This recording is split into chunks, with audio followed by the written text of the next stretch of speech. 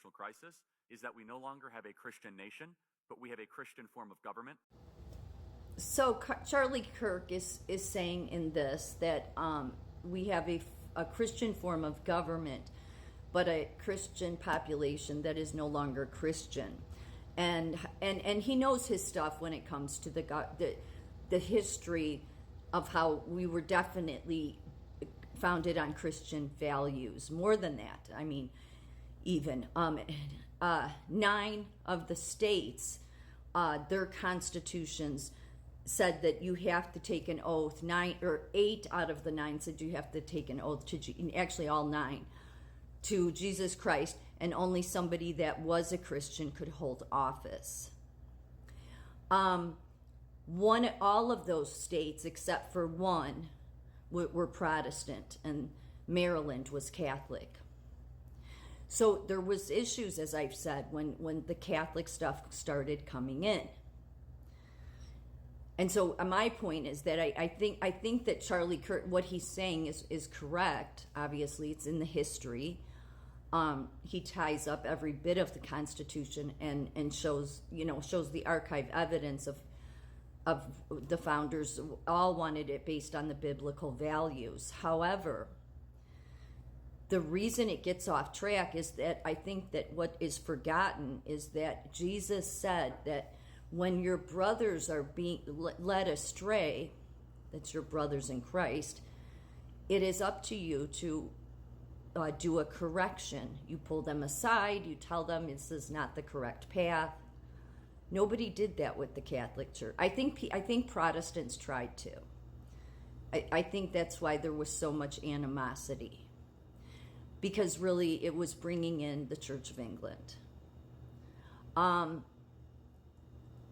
now you have a mass amount of people that are Catholics, and I'm not trying to say to call every parishioner out.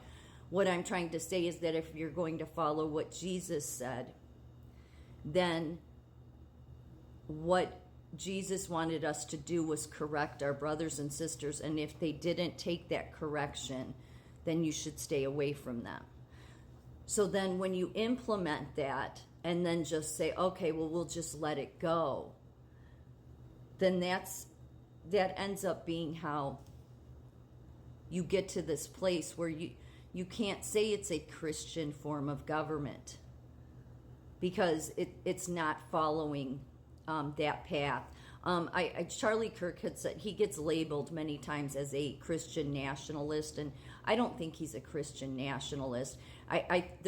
He's a nationalist. I would consider myself this too. I stand up for this nation, and I'm a Christian.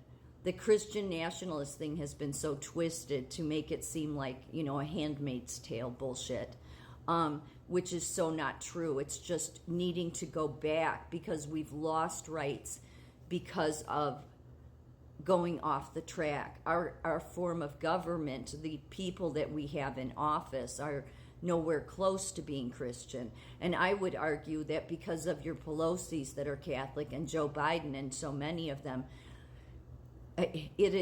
nobody wanted to correct that church, or the people that tried to correct it.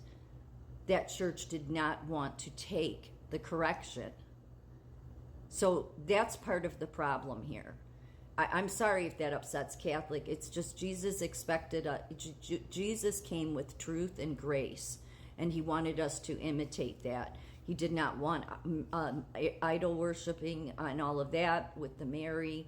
The very fact that there's been a major child abuse problem within the Catholic Church, on a chronically systemic problem from the beginning, is baffling to me. Why it's still held up as a Christian faith. I'm not trying to hurt parishioners, but I also think that your Charlie Kirks, they don't want to look at that uncomfortable truth. So Jesus expected us to look at that we'd have to look at the uncomfortable truths.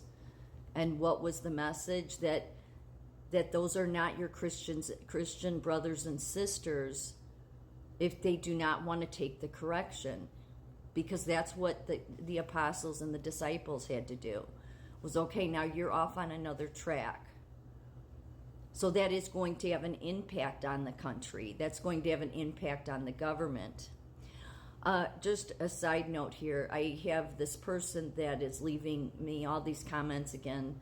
They were leaving me comments a month ago, carrying on, and now again with how the New Testament was just the apostles pimping out for Rome, and just nastiness, some expert that, and I'm not going to engage in it anymore. I did a month ago, and I'm just not going to do it. The fact is, America was founded on the New Testament. If that person doesn't like it, then move, okay? But that's what we were founded under. The majority of the people believe in the New Testament, okay? So you can carry on about it's all pimping to Rome or whatever you want to say, but we're not going to change our entire history of what the country was founded on for you, okay? So then if everything is all about the Old Testament, then move to Israel if that would make you happier. But I'm not going to engage in your nasty comments anymore. That said, I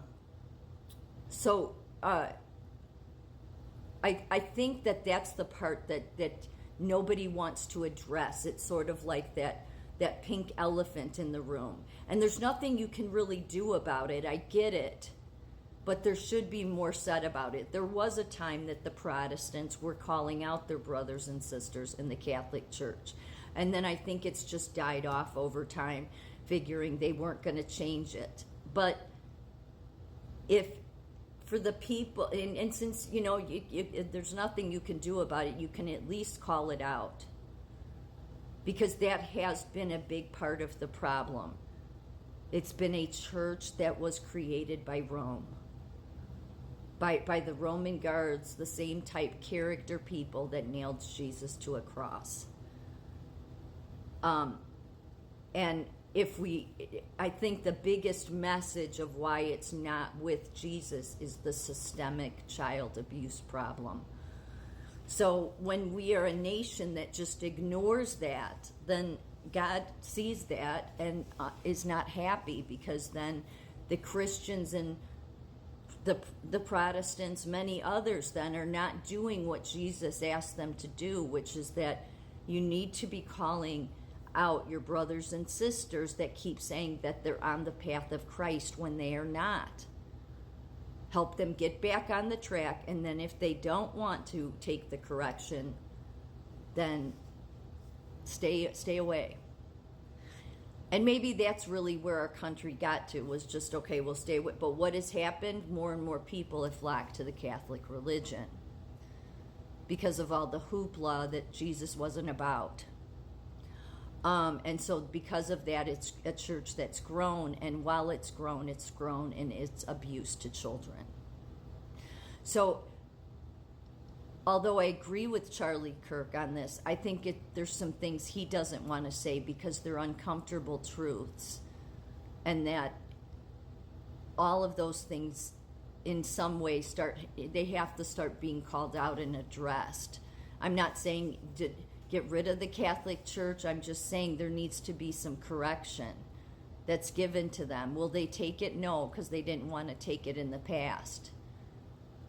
But there's a reason that people had concerns when Kennedy took office, because he was a Catholic.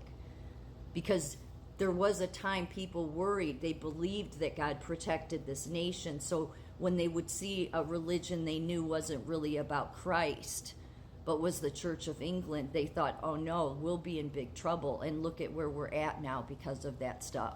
So people don't have to like that, but